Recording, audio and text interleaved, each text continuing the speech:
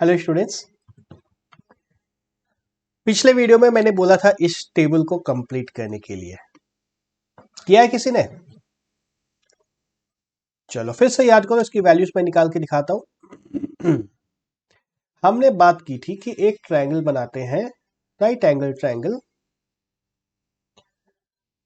Starting से बता दूं क्या? चलो, एक इक्विलैटरल ट्रायंगल ड्रॉ करना था पहले, कुछ इस तरह का। मेरी ट्रायंगल स्क्रीन पे फिट नहीं हो पा रही है, उससे कोई दिक्कत नहीं है। हमें जिस पार्ट से जरूरत है वो स्क्रीन पे आ गया। यह 90 डिग्री है। इक्विलैटरल ट्रायंगल था यह स्टार्टिंग में, यानी कि यह एंगल 60 डिग्री है और यह एंगल 30 डिग्री है। ठीक है। और हमने क्या बात की थी कि इसकी साइड को 1 यूनिट मान लिया था, तो इसका बेस हाफ हो गया था और इसका परपेंडिकुलर स्क्वायर रूट 3/2 हुआ था। यहां तक आ गए थे बहुत आसानी से। साइन 30 डिग्री की बात करना है हमें। साइन 30 डिग्री यहां पर है। साइन होता है परपेंडिकुलर बाय हाइपोटेन्यूज। साइन क्या होता है? Perpendicular divide by hypotenuse. याद है ना? अब तो परपेंडिकुलर क्या होगा, बस इतना ही तो पता करना है। 30 डिग्री एंगल यहां है, इसके लिए परपेंडिकुलर क्या होगा? सामने वाला 1/2 डिवाइड बाय हाइपोटेन्यूज। हाइपोटेन्यूज तो 1 है ही, तो 1/2 ही इसका आंसर होगा ना। Sine 30 degree 1/2। कितना सिंपल है। और जब कॉस 30 डिग्री की बात करेंगे तो हमें करना है बेस 30 डिग्री के साथ वाला साइड √3/2 डिवाइड बाय हाइपोटेन्यूज जो कि 1 है। तो हमारा कॉस कितना हो गया? √3/2, यही रह जाएगा। tan 45 डिग्री की बात, tan 30 डिग्री की बात करेंगे तो यह क्या होता है? Sine divide by cos. tan क्या होता है? Sine divide by cos. तो बस कर दो ना, 1/√3 आ गया ना। क्या सोचना है इसमें? tan 1/√3 आ गया। सेक क्या होगा? 1/cos, यानी कि 2 डिवाइड बाई √3। कोसेक 1/sin जो कि हो जाएगा 2। कॉट 1/tan जो कि हो जाएगा √3। ठीक है। देख लो फिर से, साइन और कॉस दोनों 1 से छोटे हैं, लेस देन 1। साइन और कॉस दोनों लेस देन 1 है। √3/2 1 से छोटा है या बड़ा है? √3 की वैल्यू क्या होती है? 1.732 डिवाइड बाई 2 होती है ना, 1 less than 1। Numerator smaller than denominator, less than 1 आना है, आ रहा है। सेक 1 से बड़ा है, कोसेक 1 से बड़ा है। tan और cot के ऊपर कोई रेस्ट्रिक्शन नहीं है। tan यहाँ पे लेस देन 1 है, अगले में कुछ और आ जाएगा। 60 डिग्री एंगल की बात करें अब। 60 डिग्री एंगल हमारा यहां पर है। साइन 60 बोलेंगे तो परपेंडिकुलर √3/2 है, हाइपोटेन्यूज 1 है। साइन 60 डिग्री क्या होगा? √3/2। ठीक उसी तरह से cos 60 डिग्री निकालेंगे तो बेस 60 डिग्री के लिए बेस कौन सा है? ये है 1/2 डिवाइड बाय हाइपोटेन्यूज। हाइपोटेन्यूज तो 1 है ही। cos 60 degree 1/2। tan 60 degree sine divide by cos जो कि आ जाएगा √3। सेक 1/cos, 1/cos मतलब 2। कोसेक 1/sin को बोलते हैं, 1/sin। 1/sin बोले तो 2 डिवाइड बाई √3। कॉट 1/√3, tan का उल्टा। tan √3 है तो कॉट 1/√3 है। ठीक है। तब देखो एक इंटरेस्टिंग सिनेरियो, ये यहां का यहां आ गया वैल्यू, साइन का वैल्यू कॉस में चला गया, कॉस का वैल्यू साइन में चला गया। Complementary angle 30 degree and 60 degree are complementary, है ना? कॉम्प्लीमेंट्री एंगल है तो ये साइन का कॉस हो गया, साइन का कोसाइन आ गया, कोसाइन का साइन हो गया, चेंज हो रहा है इधर से। टेंजेंट को टेंजेंट से स्वैप हो रहा है। देख लो, ये टेंजेंट यहां पर है, ये को टेंजेंट में यहां चला गया। को टेंजेंट यहाँ पे जो है यह टेंजेंट में यहाँ चला गया, और उसी तरह से सेक और कोसेक एक दूसरे से स्वैप हो गया है। हो रहा है सब स्वैप होते जाता है। साइन का कॉस हो जाता है, कॉम्प्लीमेंट्री एंगल की जब बात करते हैं तो साइन का कॉस होता है, कॉस का साइन होता है, सेक का कोसेक होता है, कोसेक का सेक होता है। अब बोलोगे सर फिर कंफ्यूज कर दिया। अभी सेम एंगल की बात करते तो साइन तो रेसिप्रोकल होता था, साइन का कोसेक। सेम एंगल की जब बात करते हैं तो ये दोनों रेसिप्रोकल होते हैं, और जब कॉम्प्लीमेंट्री एंगल की बात करते हैं तो साइन और कोसाइन, जहां जहां को लगता है, को मतलब ही होता है कॉम्प्लीमेंट्री, को मतलब ही कॉम्प्लीमेंट्री होता है। जैसे साइन और कोसाइन लिखते हैं ना, SIN sine, COSIN cosine. Sine cosine complementary angle का हो जाएगा। कुछ कुछ समझ में आ रही है बात? चलो नहीं भी आ रही तो कोई भी बात नहीं, धीरे धीरे समझ में आ जाएगा। सिर्फ ये एक इक्विलैटरल ट्रायंगल बना लोगे तो हमें सारे वैल्यूज निकल के आ जाएंगी। चलो इसको हटा के बगल में एक बार मैं फिर से 45 डिग्री की सारी वैल्यू लिखता हूं। याद है 45 डिग्री के लिए?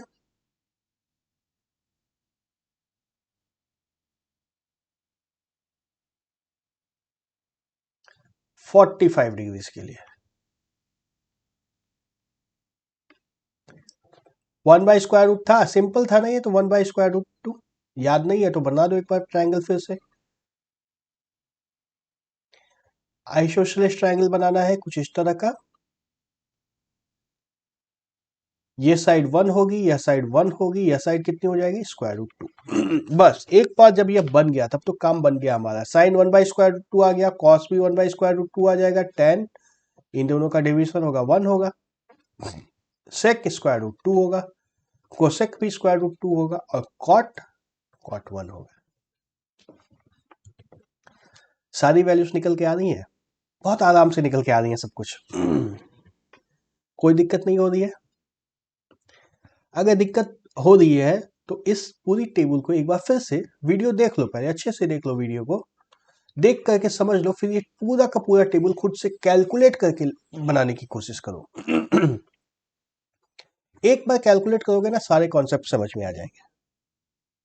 एक बार कैलकुलेट करोगे सारे कॉन्सेप्ट समझ में आ जाएंगे। अभी हमें दो एंगल्स की और बात करनी है। इतनी वैल्यूज की बात तो कर ली हमने, 30, 60, 45 की बात कर ली है। हमें अब 0 डिग्री और 90 डिग्री की बात करनी। इसको मिटा देता हूं, मैं क्लीन कर देता हूं। अच्छा इतना क्यों मिटा दिया?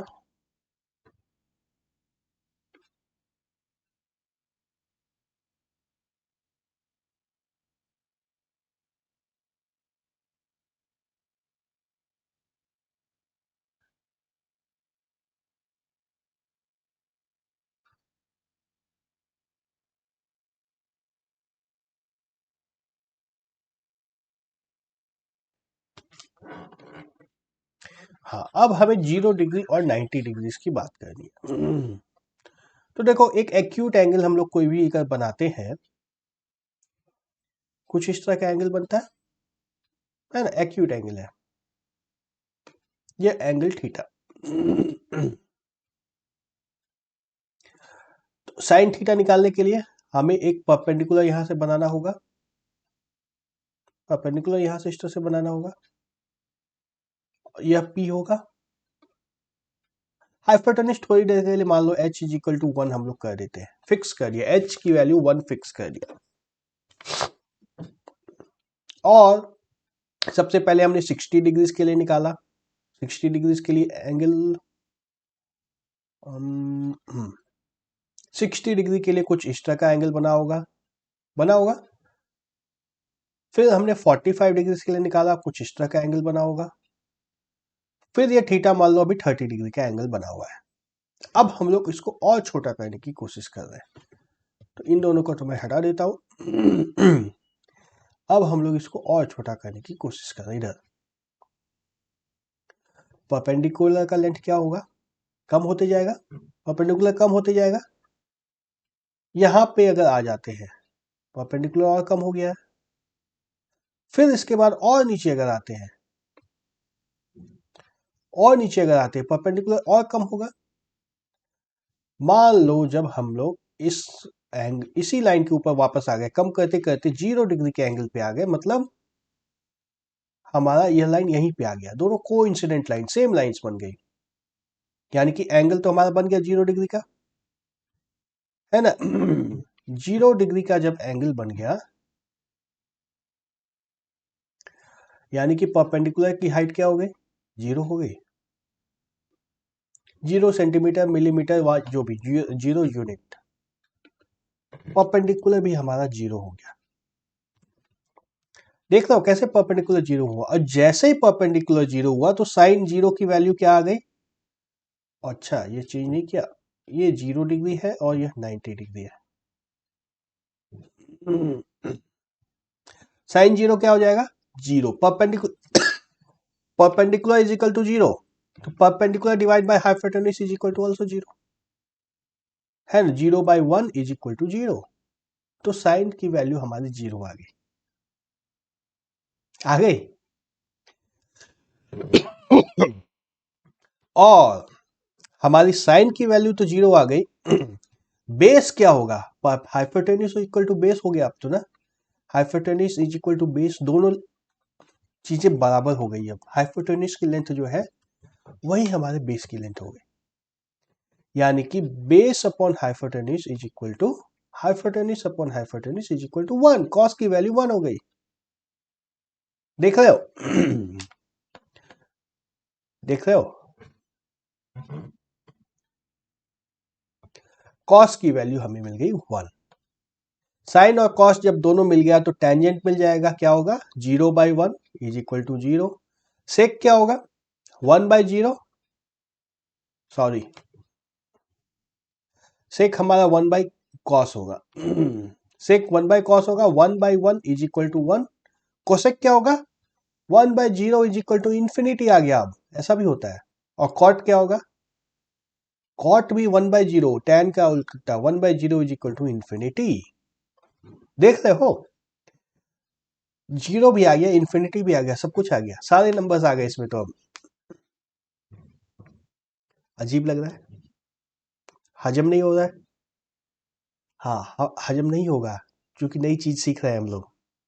एक ट्रायंगल बना रहे थे हम लोग, एक ट्रायंगल लिया था, और ट्रायंगल को छोटा करते करते करते करते इतना छोटा कर दिया, अब तो कुछ बचा ही नहीं उसमें, ट्रायंगल जैसा कुछ बचा ही नहीं, एक सीधा स्ट्रेट लाइन आ गया। अब स्ट्रेट लाइन आ गया, तब हमने ये सारी वैल्यूज निकाल दी। अब 90 डिग्री निकालना है तो सोचो यहीं से निकाल सकते हैं क्या। 0 यहाँ पे था तो साइन, यहाँ साइन का कॉस हो जाएगा, ये 0 हो गया। ये कॉस यहाँ था, ये कॉस साइन में चला जाएगा, ये 1 हो गया। tan tan क्या होगा, 1/0 इज इक्वल टू इंफिनिटी। देखो कॉट की वैल्यू आ गई tan में, यहां से यहां आ गई। सेक क्या हो जाएगा, 1/cos 1/0 is equal to infinity. देख रहे हो, कोसेक की वैल्यू आ गई यहाँ पे। अब कोसेक की वैल्यू सेक में आ गई, सेक की वैल्यू यहाँ आ गई 1, और कॉट की वैल्यू, ये tan की वैल्यू कॉट में आ जाएगी 0, या इसको 1/इंफिनिटी बोलो, यहां से उठाओगे तो 1/इंफिनिटी बोलो। एक ही वैल्यू कितने अलग अलग जगह से हम लोग निकाल सकते हैं, निकाल सकते हैं। अब 90 डिग्री ट्रायंगल के माध्यम से भी समझ लो। ट्रायंगल से अगर इसको बनाने की कोशिश करेंगे हम लोग, तो जैसे यह ट्रायंगल है, अब हमारे पास 90 डिग्री का एंगल बनाने के लिए हमें क्या करना होगा, इसको इधर बढ़ाना होगा, इस तरफ जाना होगा इसको।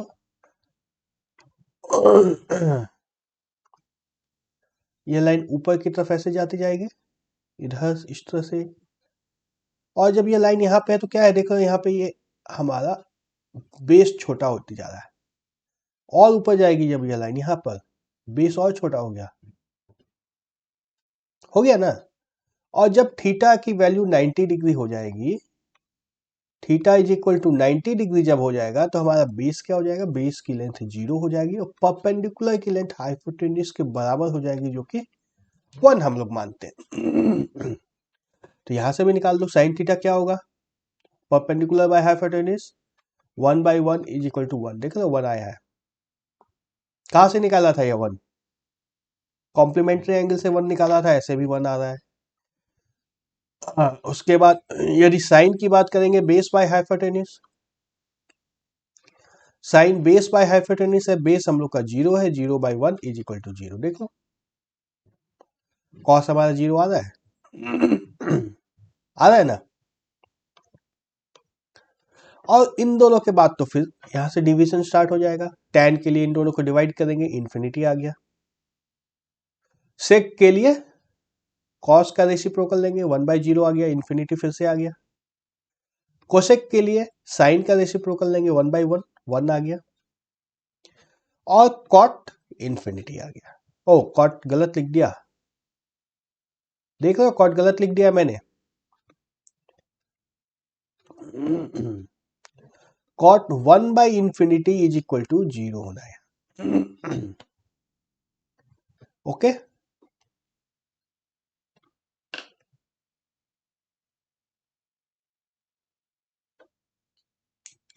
फिर से क्या लिख दिया है, ध्यान दे रहा हूं मैं गलत लिख रहा हूं।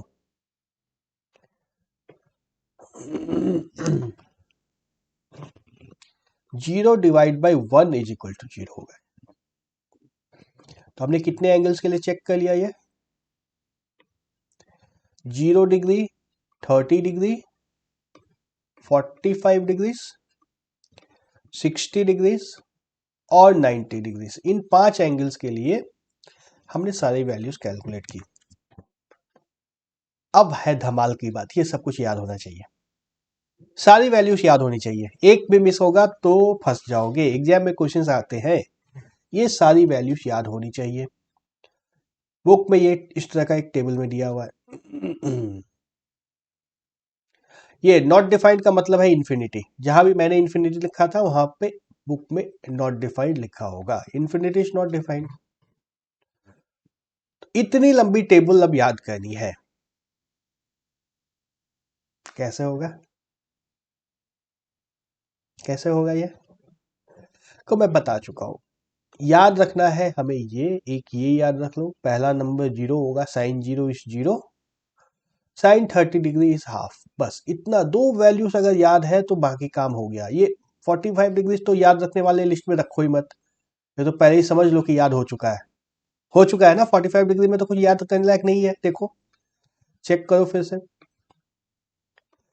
1/√2, 1/√2, 1, √2, √2, 1, कुछ याद करने लायक कहाँ है इसमें, तो इसको तो हटा दो इस टेबल से, ये याद करने की चीज नहीं है, ये याद है ऑलरेडी, ये याद है। बाकी के लिए बस एक साइन को याद कर लो, बाकी सारा काम हो गया, सारा काम हो गया, कुछ नहीं बचा उसके बाद, हो जाएगा ना। नहीं याद होता है तो ट्रायंगल बना लेना, फटाफट हो जाएगा। इस वीडियो में मैं ज्यादा कंफ्यूज नहीं करूंगा, बहुत सारे वैल्यूज आ गए जिसको याद करना है। तो ये टेबल, पूरी की पूरी टेबल कन्विंस करो, कैसे याद करना है देखने की कोशिश करो। साइन देख लो, ये साइन 30 डिग्री कॉस 60 डिग्री होगा, साइन 60 डिग्री कॉस 30 डिग्री होगा। उल्टा क्या क्या बोल रहा हूं मैं, साइन 30 डिग्री कॉस 60 डिग्री होगा, साइन 60 डिग्री कॉस 30 डिग्री होगा, ऐसे स्वैप होता जाएगा।